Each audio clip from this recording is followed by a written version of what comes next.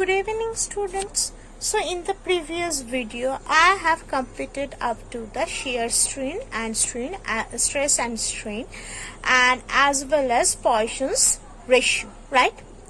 Today I will continue with the next part of the elasticity chapter, that is the work done in a stretched wire.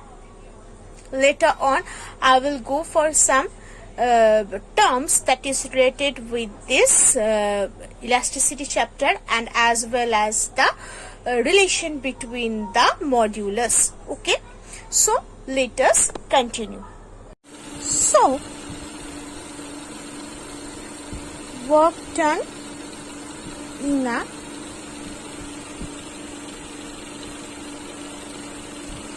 stretching wire. So what is this? Suppose a particular wire is there, and for that wire, the length of the wire is considered as capital L, right?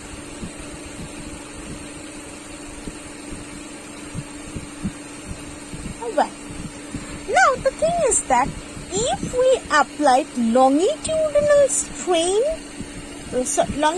stress to that L, so it will increase its length. Suppose if it is the wire of length L, and if a force is applied to this length, to this wire, so its length will be increased, right? Okay. So as we applied force to this wire and its length is being increased, so we can say that by applying the force, a particular displacement is happening here, right?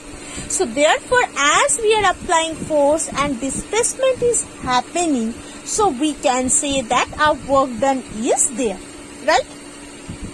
So whatever the work done is going so far by applying this force F within this wire, so that amount of work done is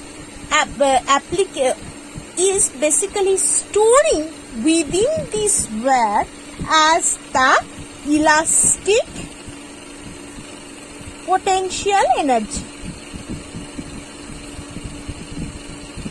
right? That is basically the elastic potential energy.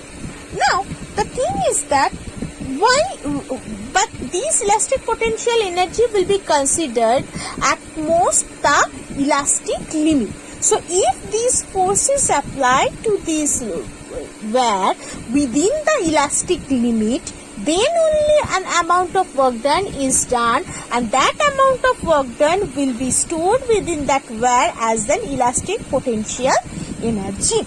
Okay. Now if suppose so when we are withdrawing that force, then that wire also wants to go back its original position due to as the force is applied within the elastic limit, right? So therefore that force is considered as Fe. So according to the Newton's third law, this will be basically like this: every action has equal and opposite reaction. Okay. So therefore, let us consider that the length is capital L, and the cross-sectional area is considered as small a, and if F amount of force is applied, then the increase in this length is considered as L, or may be considered as, first considered as L, later on I will go for the DL part. So what will be the longitudinal stress? That will be small l by capital L, and the strain will be, it will be the longitudinal strain and it will be the stress, right? So according as longitudinal stress and strain is here, so Young's modulus will be considered. So longitudinal stress by strain. So therefore, if I considered or want to find out this F, so if this F will be basically YAL by L, right? Now this FE is in negative direction, or you may write this form can be written as like this as well. Both of these things are similar. So it will be YAL by L. Same thing according to the Newton's third law, right?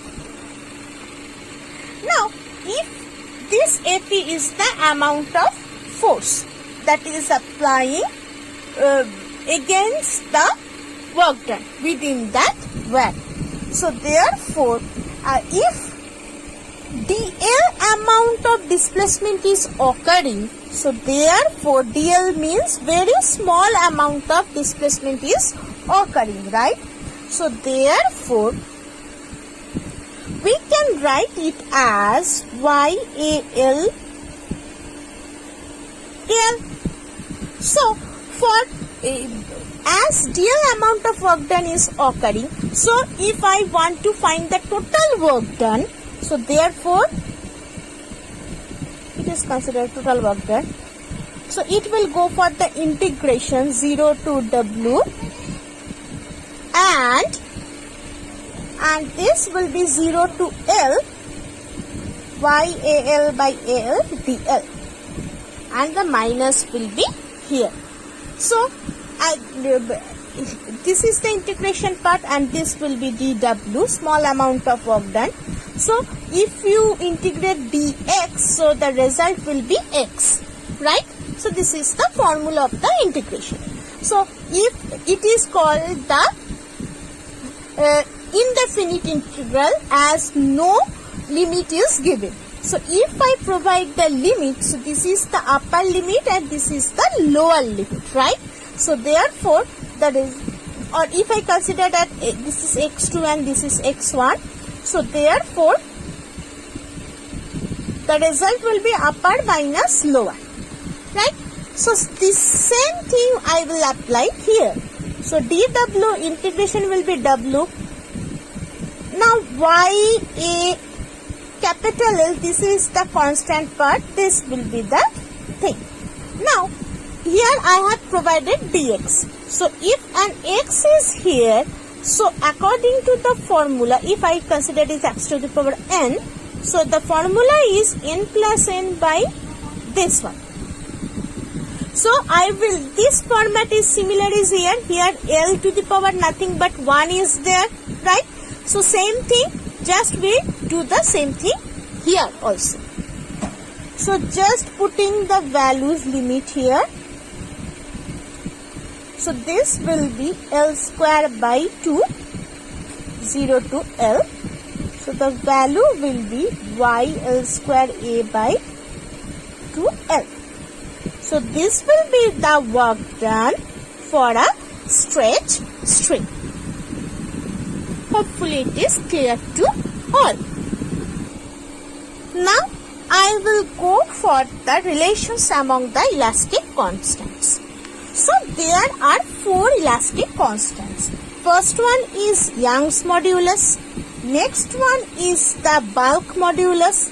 Later one is the shear modulus. And the last one is the Poisson's modulus, Poisson's ratio. It is defined as well by these as well. Okay. So these 4 are known as the elastic constant. So these 4 relations or these 4 constants has interrelated relations among themselves. So what are the relations? Let us know. That is, Poisson's ratio can be defined as 3k by 2n by 6k plus 2n, or Young's modulus, that is y, can be written as 9kn 3k plus n. Young's modulus by 3k, that is 1 minus 2 sigma, and y minus y by 2n, that is 1 plus sigma. So these are the 4 relations. And now often you don't require the proof of these 4. You have to remember this. Okay.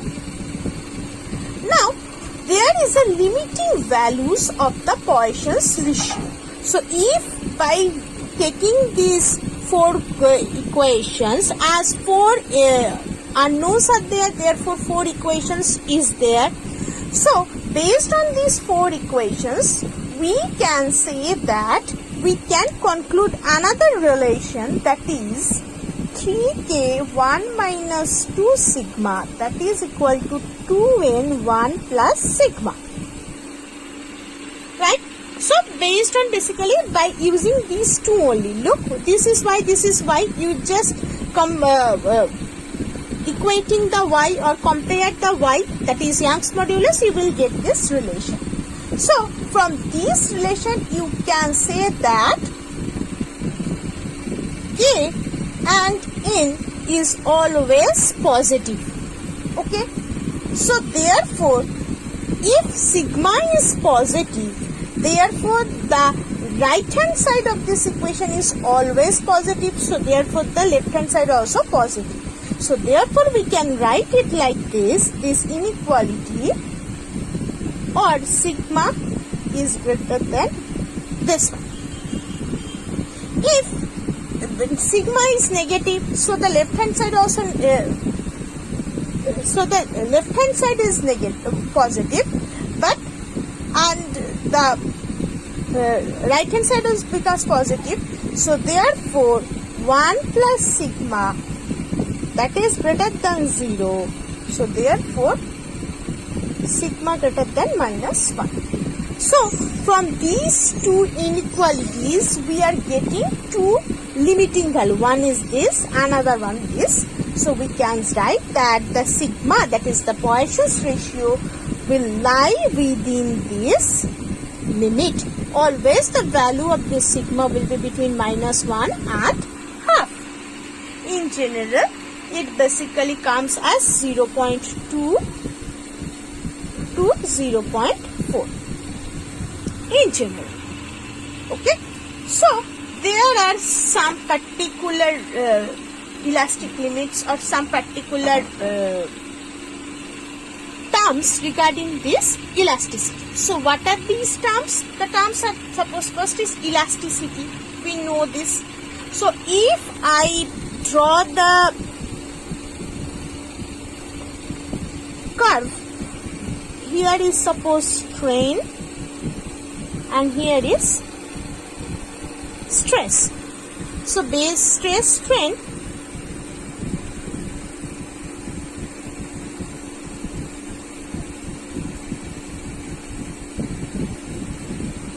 so this is a curve. So from this curve what we can consider, we can conclude that up to OA, that is stress is directly proportional to strain, that means it obeys the Hooke's law, right? So when an object lies in this region, within this OA, it acts as the complete elastic material, right? Next one is that plasticity. What is this plasticity known? Plasticity is known as that if a particular body overcome its elastic limit, then also the law of Hooke, that is Hooke's law, is also obeyed there, and therefore what is happening, if I increase the stress, the strain will increase rapidly. So therefore it get its original or permanent set, right? Or it's the strain becomes permanent, right? So that thing is known as the plastic object, or this phenomena is known as the plasticity. Next is that yield point. What is this yield point? Yield point is that by applying a particular stress, the strain rapidly increases. At that point, after which or after overcoming that point, when the strain rapidly increase, that part is known as, or that point is known as the yield point. Okay, hopefully it is clear. Hopefully it is clear. Next, coming to the breaking point.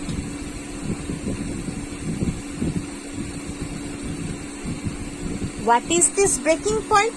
Breaking point is that after a particular, if we applying the stress, continue applying a particular stress, and after a certain limit, the wire will tear up, right?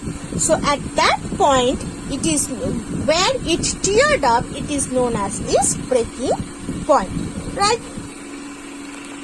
So these are the things you need to understand. So this chapter is completed. In the next part, I will start the gravity. Thank you.